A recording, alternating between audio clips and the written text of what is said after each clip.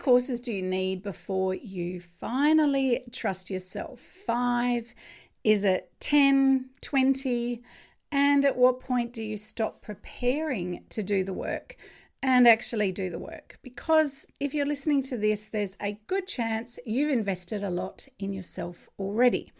You've done the training, you've read the books, you've stepped into and attended the workshops, you've probably spent years developing your skills, growing your awareness, and becoming the person that you are today. And yet a part of you is still wondering if you're ready.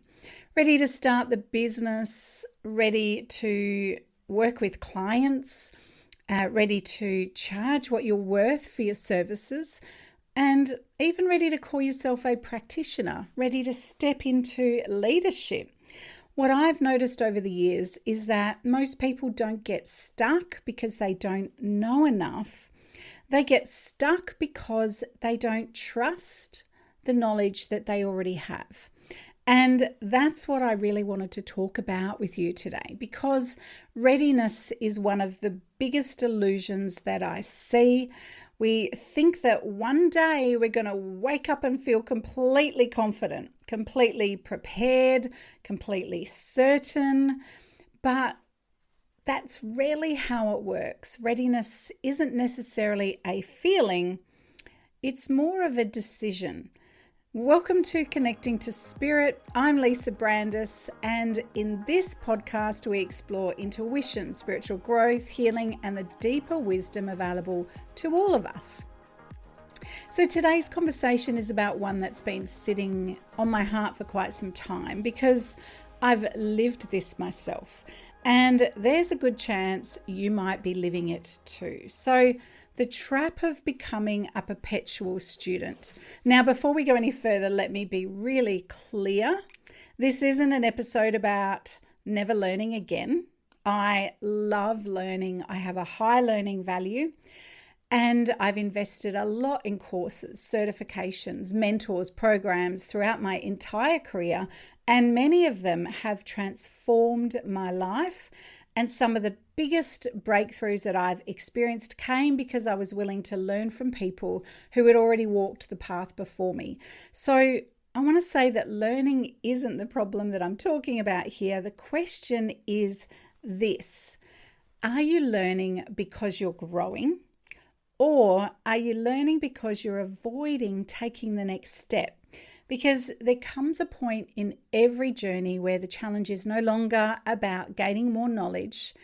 The challenge actually becomes about, it really is about becoming the person that the knowledge and the learning has been preparing you to be. I remember attending a hypnotherapy conference a few years ago, and one of the presenters was teaching a framework around quantum healing. And as I listened, something became obvious to me very quickly. The information itself, it actually wasn't new to me. I'd read all the same books he'd read. I'd spent years studying healing, intuition, spirituality. I'd been on my personal self-development journey for a long time at that point. But what was different was the way he organized it. It was the framework, the structure, the language that he used to explain his process and his technique.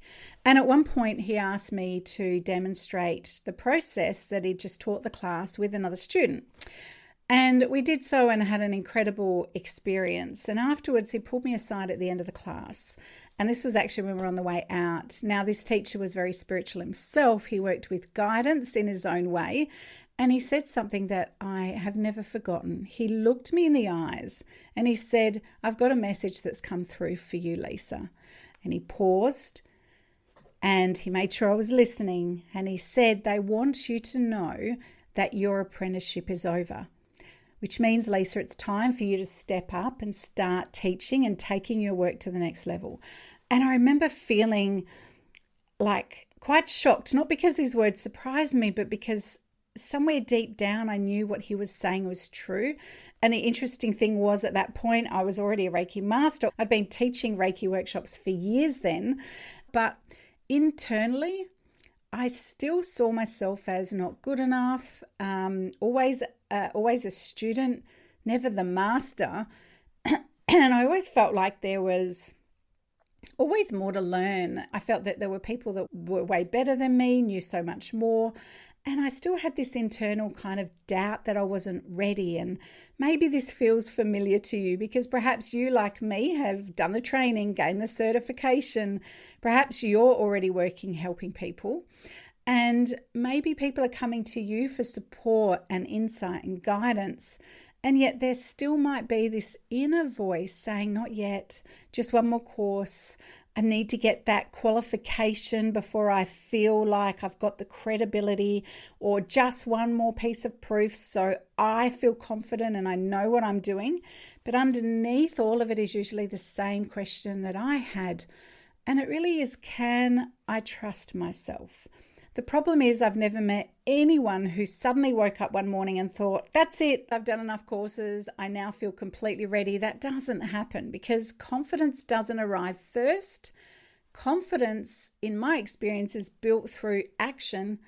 I didn't become confident and then start teaching. I taught and then became confident.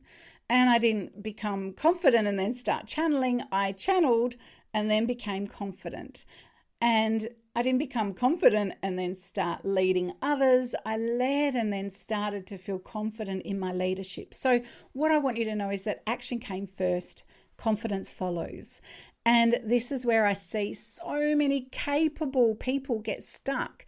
They keep gathering more and more information when what they really need is support and implementation.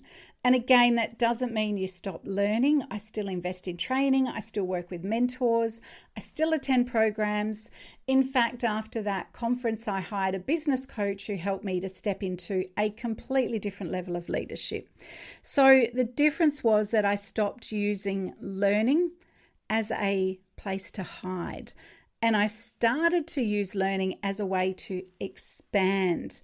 So when one says I'm not enough yet, the other says I am enough and I want to become even better.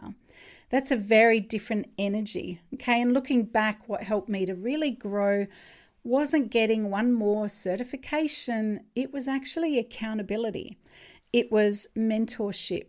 And it was also having a clear pathway that challenged me to become more visible, trust myself and what comes through when I'm doing the work and in my element and in my joy, and then also stepping into a greater path of leadership, because knowledge without implementation changes nothing, and implementation without support can just feel overwhelming. The sweet spot I found is having both, a pathway and accountability.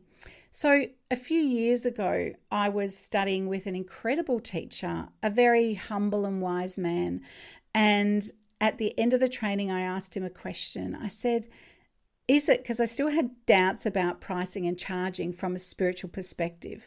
And I said, is it okay to charge for spiritual services? And he smiled and said, absolutely.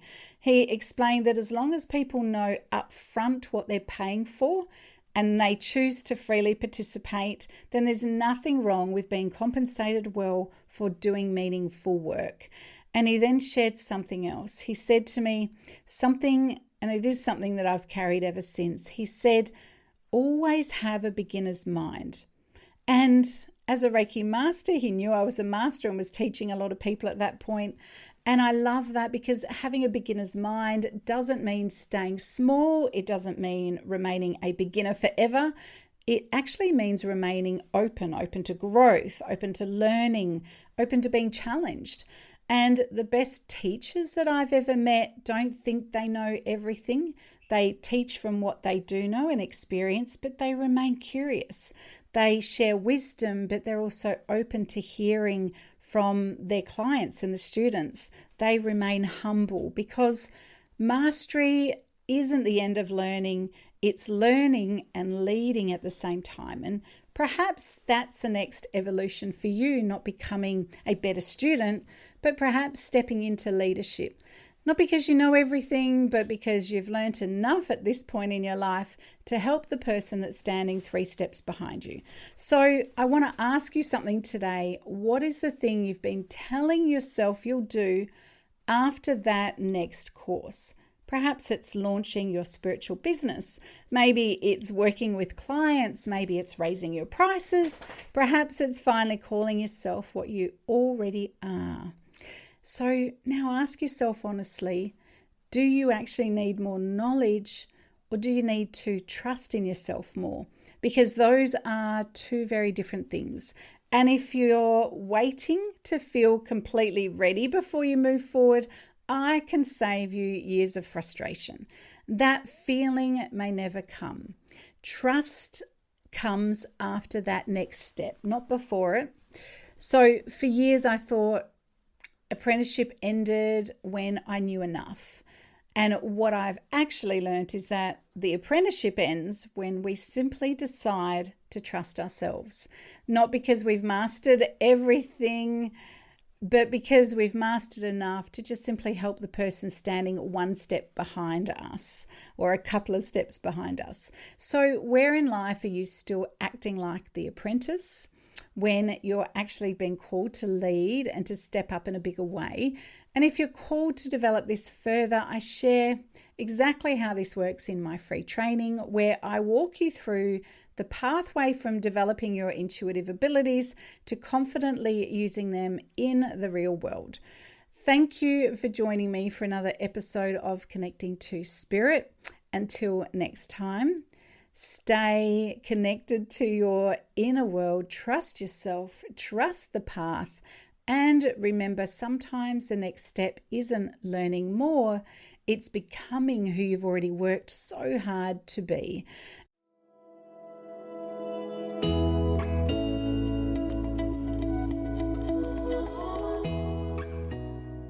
I just wanted to say thanks for listening today.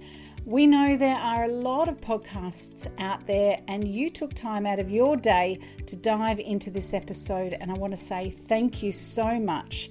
If you'd like to learn how to become a powerful psychic healer and spiritual teacher, head on over to intuitivereiki.online and you can get started by taking my free quiz and discover your unique psychic gifts. Plus, there's heaps of course information, and you'll access a really great bunch of really helpful tools to support you on your path. We really want to see you build a soul-led practice that creates abundance, builds confidence, and the freedom to serve in the way you were born to. Remember, the world needs your powerful and unique teaching. I'll see you in the next episode.